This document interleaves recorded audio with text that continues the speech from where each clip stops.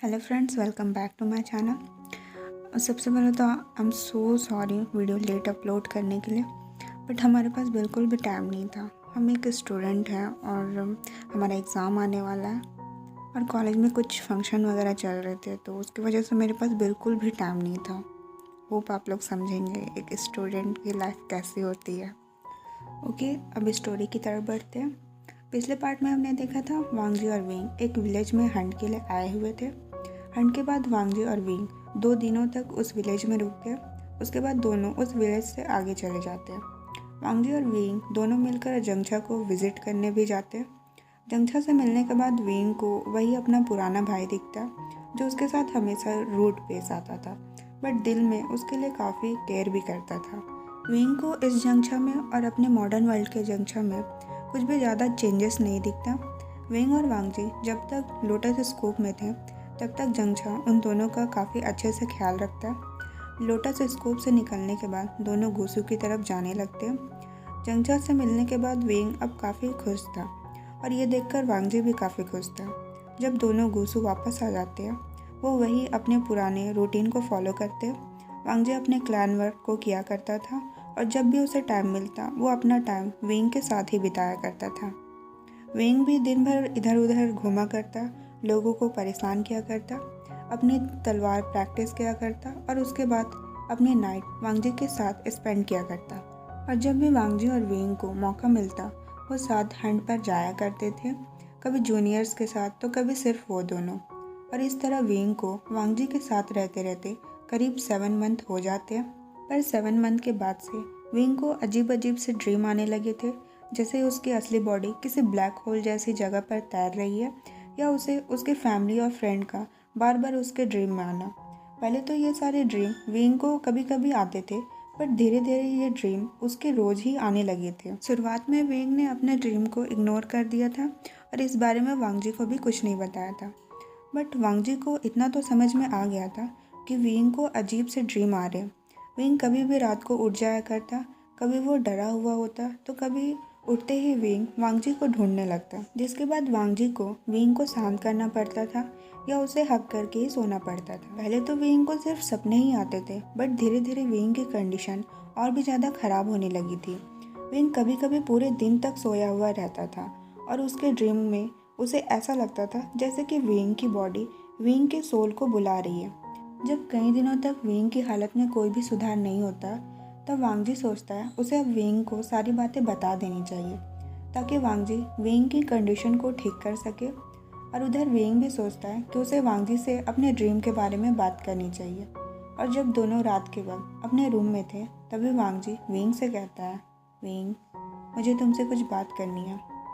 Wing कहता है, मुझे भी लंजा, पर मुझे लगता है हमें पहले डिनर कर लेना चाहिए, उसके बाद हम बातें कर सकते हैं। वांगजी भी विंग की बात पर अग्री करता है और फूड लाने के लिए चला जाता है। वांगजी के जाने के बाद विंग खुद को प्रिपेयर करने लगता है ताकि विंग वांगजी को सब कुछ बता सके। वांगजी के उसके रूम में आने के बाद दोनों एक दूसरे से कुछ भी नहीं कहते। विंग चुपचाप जाकर डिनर टेबल के पास बैठ जाता है। डिनर के काफ़ी देर बाद तक दोनों आपस में कुछ नहीं कहते। तभी विंग साइलेंट ब्रेक करते हुए वांगजी से कहता है, लंजा मुझे तुम्हें कुछ बताना है। वांगजी भी कहता है, विंग मुझे भी। जिसके बाद विंग वांगजी से कह देता है, तुम पहले अपनी बात कंप्लीट कर लो लंजा। जिसके बाद वांगजी विंग को बताना शुरू करता है कि कैसे विंग वांगजी को छोड़कर चला गया और लान सेचान के बताए गए उस लान बुक के कारण वांगजी विंग की सोल को फ्यूचर से बुला पाया। अब वांगजी विंग से माफ़ी मांगते हुए कहता है, मुझे पता है विंग, मुझे ऐसा नहीं करना चाहिए था, बट मैं तुम्हारे बिना नहीं जी सकता था। और वांगजी जब विंग को ये सब बता रहा था तब वांगजी की आंखों में आंसू थे। जब विंग ये देखता है तब विंग तुरंत वांगजी के पास जाता है, उसे हक करते हुए कहता है, लंजा इसके लिए मैं तुम्हें जिम्मेदार नहीं मानता, तुम सॉरी फील करना बंद करो। और रही बात यहाँ आने की, तो मैं यहाँ आना चाहता था तुम्हारे पास, वो मैं था जो तुम्हें पाना चाहता था, तुमसे प्यार करना चाहता था। विंग की बात सुनकर वांगजी काफ़ी कंफ्यूज हो जाता है। वांगजी विंग की तरफ अपनी कंफ्यूज भरी नज़रों से देखता है और उससे कहता है, तुम मुझसे प्यार करते थे, तुम मुझे इससे पहले जानते थे विंग। विंग वांगजी को हाँ कर देता है। अब विंग बताना स्टार्ट करता है कि कैसे विंग को एक बुक मिली थी जिसमें उसके और वेंग की लव स्टोरी लिखी हुई थी और कैसे वेंग को धीरे धीरे वांगजी से प्यार होने लगा था और आज वेंग वांगजी के साथ है। वांगजी को यह काफ़ी अजीब लग रहा था कि उसके और वेंग के बारे में इतने डिटेल से किसी को कैसे मालूम हो सकता है। वांगजी उस राइटर के बारे में वेंग से भी पूछता है। तब वेंग बताता है कि उसे उस राइटर के बारे में कुछ भी मालूम नहीं है और ना ही वेंग ने आज तक कभी उसे देखा है और उस बुक में भी उस ऑथर का कोई नाम नहीं था। ऑथर के नाम की जगह बस वेंग को वांगशन वर्ड लिखा हुआ मिला था और कुछ पिक्चर्स भी बने हुए थे। वांगजी पूछता है कैसे पिक्चर्स? तब वेंग बताता है कभी उसे दो लोगों के किस करते हुए पिक्चर्स दिखी थी, तो कभी वांगजी की फोरहेड रिबन और रेड रिबन, या फिर कभी बनीस बने हुए होते। वेंग को हमेशा से लगता था कि राइटर उस पिक्चर के जरिए किसी से कुछ कहना चाहता था और इस बारे में भी वेंग वांगजी को बता देता है। वांगजी को अभी भी समझ में नहीं आ रहा था कि ऐसा कौन सा पर्सन है जो उन दोनों को इतने अच्छे से जानता है। और काफ़ी सोचने के बाद भी जब वांगजी के दिमाग में किसी भी पर्सन का नाम याद नहीं आता, तब वांगजी इस बात को जाने देता है। अब वांगजी और वेंग दोनों अपने बेड पर थे और वांगजी वेंग को हक किए हुए था। वांगजी वेंग से कहता है कि सुबह होते ही वो ब्रदर से इस बारे में बात करेगा। जिसके बाद वांगजी वेंग को एक शॉर्ट किस करते हुए कहता है, मैं फिर भी तुम्हें खोना नहीं चाहता वेंग, प्लीज़ मुझे कभी छोड़कर मत जाना। और ऐसा कहकर वांगजी अपना फेस वेंग के नेक के पास छिपा लेता है।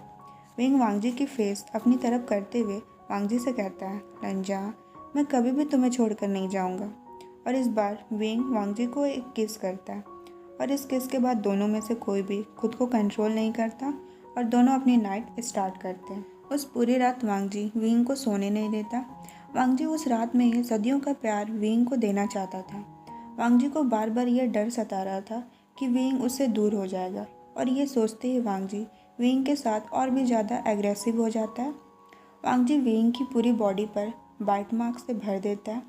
वेंग वांगजी की रफनेस को सहन नहीं कर पाता और वेंग कई बार अपने नेल्स वांगजी की बॉडी पर गड़ा देता है। दोनों उस रात अपनी लाइफ की सबसे हॉट नाइट एक दूसरे के साथ शेयर करते हैं।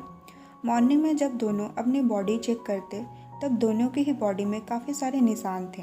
उस मार्क्स की वजह से दोनों की बॉडी में काफ़ी पेन हो रहा था, बट दोनों काफ़ी सेटिस्फाइड फील कर रहे थे। जब वांगजी अपनी क्लास ले लेता है तब वांगजी लानसेचान से मिलने की सोचता है। लानसेचान हांसी में था। वांगजी भी हांसी पहुंच जाता है। लानसेचान टेबल के पास बैठा हुआ था और कुछ पेपर वर्क पर काम कर रहा था। वांगजी सबसे पहले लानसेचान को ग्रीट करता है। वांगजी को देखकर लानसेचान टेबल के पास से उठ जाता है और वांगजी के पास आ जाता है। वांगजी को देखकर लानसेचान समझ जाता है कि वांगजी को उससे कुछ बात करनी है। लानसेचान वांगजी से कहता है, क्या हुआ वांगजी, सब कुछ ठीक तो है? वांगजी कहता है, ब्रदर, मुझे आपसे कुछ बात करनी है। लानसेचान टेबल की तरफ इशारा करते हुए कहता है, हम बैठकर बात कर सकते वांगजी। जिसके बाद दोनों टेबल के पास जाकर बैठ जाते हैं। बैठने के बाद लानसेचान वांगजी को टी ऑफ़र करता है। वांगजी भी लानसेचान के द्वारा ऑफ़र किए टी पी लेता है। टी पीने के बाद वांगजी अब लानसेचान को सारी बातें कहना स्टार्ट करता है कि कैसे वेंग की अजीब ड्रीम्स आने स्टार्ट हो गई है और कैसे वेंग उन ड्रीम की वजह से पूरे दिन सोता ही रहता है। और वांगजी लानसेचान को यह भी बता देता है कि वेंग एक स्टोरी के ज़रिए वांगजी को पहले से ही जानता है, बट उसे ये नहीं पता कि उस स्टोरी को किसने लिखा है या वो कौन है। लानसेचान को भी यह बात थोड़ी अजीब लगती है कि ऐसा कौन सा पर्सन है जो वांगजी और वेंग को इतने अच्छे से जानता है, और वो भी उस वर्ल्ड में। वांगजी ये भी कहता है कि उसने वेंग को सब कुछ बता दिया है कि कैसे वांगजी ने वेंग की सोल को यहाँ बुलाया है, और इस बात को सुनकर भी वेंग उससे नाराज़ नहीं है और अभी भी वेंग वांगजी से उतना ही प्यार करता है। इस पर लानसेचान कहता है, वांगजी, मैं खुश हूँ, सब कुछ जानने के बाद भी मास्टर वे तुम्हारे साथ है और तुमसे प्यार करते हैं। और रही बात उस ड्रीम की, तो मैं उस बारे में ज़रूर पता लगाऊंगा। जिसके बाद दोनों कुछ देर और क्लान वर्क पर बातें करते हैं। लानसेचान से मिलने के बाद वांगजी साइलेंस रूम आ जाता है, जहाँ वेंग वियर्ड पोज में अपने बेड पर लेटा हुआ था और एक रोमांटिक पोयम को रीड कर रहा था। वांगजी ने जब साइलेंस रूम में एंटर किया था तब उसका पता वेंग को नहीं चलता। वांगजी वेंग के द्वारा किए गए इग्नोर को बर्दाश्त नहीं कर पाता और वांगजी सीधा अपने बेड के पास जाता है और गुस्से में वेंग के दोनों लेग्स को पकड़कर अपनी तरफ खींचता है। वांगजी के ऐसा करने से वेंग घबरा सा जाता है और वेंग जो उल्टा अपने बेड पर लेटा हुआ था खुद को सीधा करता है और वांगजी की तरफ देखता है। विंग वांगजी से कहता है, ये तुम क्या कर रहे हो लंजा? और इतना कहकर विंग बेड से उठने लगता है, पर वांगजी विंग को उठने नहीं देता। वांगजी विंग के ऊपर आ जाता है और अपने बॉडी से उसे बेड पर प्रेस करने लगता है, जिसके बाद वांगजी विंग को एक फोर्स किस करता है। विंग भी वांगजी को ऐसा करने देता है। वांगजी किस करते हुए विंग के अपर क्लोथ खोने लगता है, जिसके बाद विंग की चेस्ट दिखने लगती है। जब वांगजी विंग को किस करना बंद नहीं करता, तब विंग वांगजी को खुद से अलग करता है। अलग होने के बाद विंग वांगजी से पूछता है, लंजा क्या हुआ, तुम इतने एंग्री क्यों फील कर रहे हो? वांगजी विंग की किसी भी बात पर बिल्कुल भी ध्यान नहीं दे रहा था। उसका सारा ध्यान तो विंग की चेस्ट पर था, जो उसे विजिबल हो रही थी। वांगजी विंग की कोई भी क्वेश्चन का आंसर नहीं करता और तुरंत उसके चेस्ट पर एक बाइट कर लेता है। वांगजी के बाइट करने से विंग को काफ़ी पेन होने लगता है। विंग वांगजी को खुद से अलग करने की भी कोशिश करता है, बट वांगजी विंग को छोड़ने का नाम ही नहीं ले रहा था। वांगजी तब तक विंग को बाइट किस और लिक करता है जब तक कि विंग टर्न ऑन नहीं हो जाता। टर्न ऑन होने के बाद विंग खुद ही वांगजी को जाने नहीं देता, जिसके बाद दोनों आफ्टरनून में ही शुरू हो जाते हैं। आज की स्टोरी हम यहीं एंड करते हैं। होप आप लोग को स्टोरी पसंद आई होगी। स्टोरी अगर अच्छी लग रही है तो प्लीज़ चैनल को सब्सक्राइब कर लीजिएगा, वीडियो को लाइक और कमेंट भी कर दीजिएगा। Thanks for watching, bye bye.